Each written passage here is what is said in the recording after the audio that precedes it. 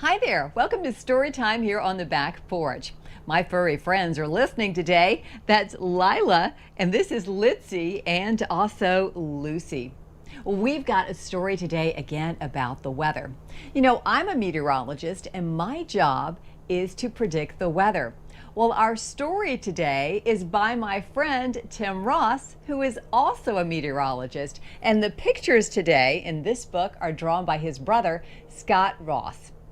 Well, have you ever heard of a rooster who could predict the weather?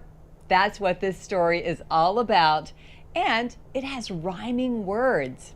It's fun to listen to and fun to read. It's called Brewster, the Rain-Making Rooster. Let's read it. Just south of Salina, near a town known as Worcester, on a lovely small farm lives a rooster named Brewster. He's not just a clucker that you ought to take lightly. He's proud and he's bold and he prances quite sprightly. Folks say he's a rooster of unusual variety, one destined to climb to some high notoriety. But to the farmer's son Paul, he's not a big deal, just another loud chicken in search of a meal. Long about sunrise each day, give or take, out to old Brewster a trip does Paul make. It's one of his chores that he does twice a day. Perhaps not his favorite, but he says, it's okay.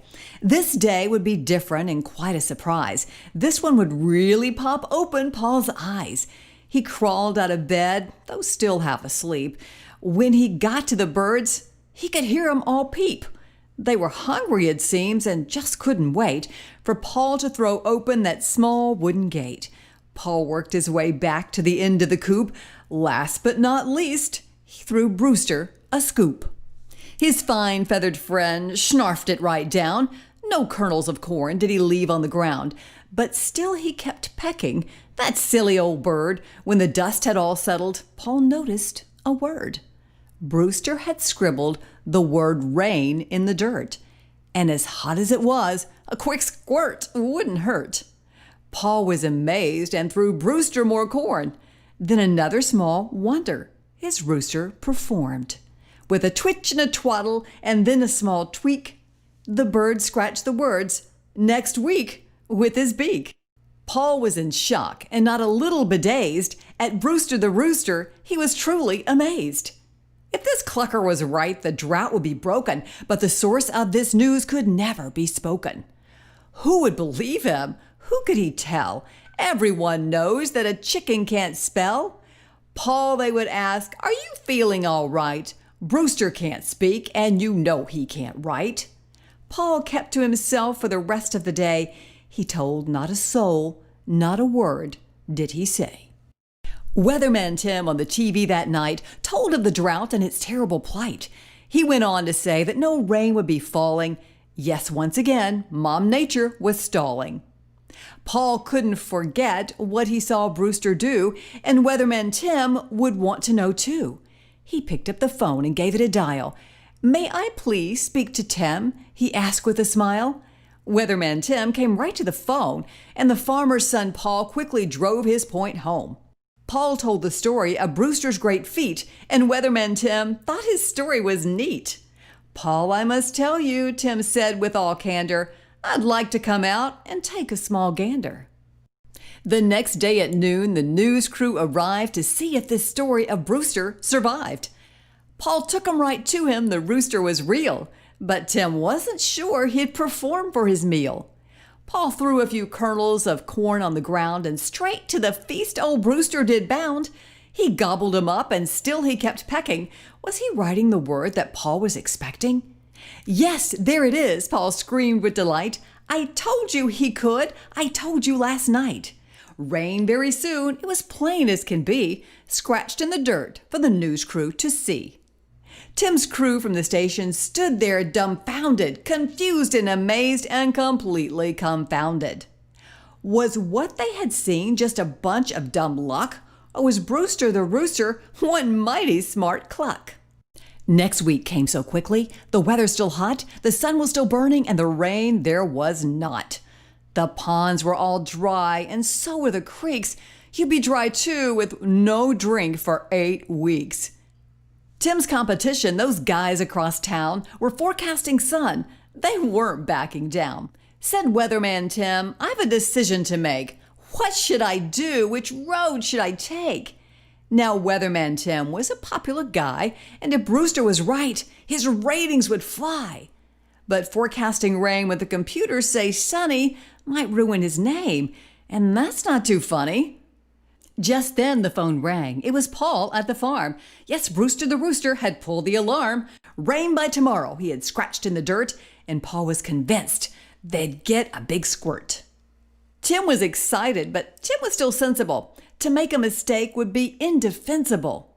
He thought long and hard, then thought once again. Still he kept thinking until suddenly when, I'll do it, screamed Weatherman Tim.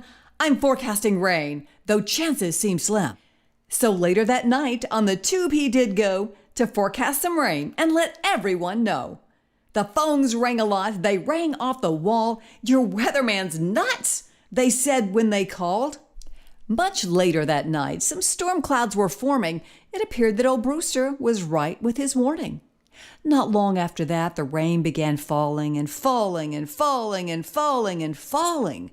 The next day in the paper, the headlines were huge about Weatherman Tim and his stormy deluge. He was the talk of the town, and that's putting it lightly. His weathercast now, the whole town would watch nightly.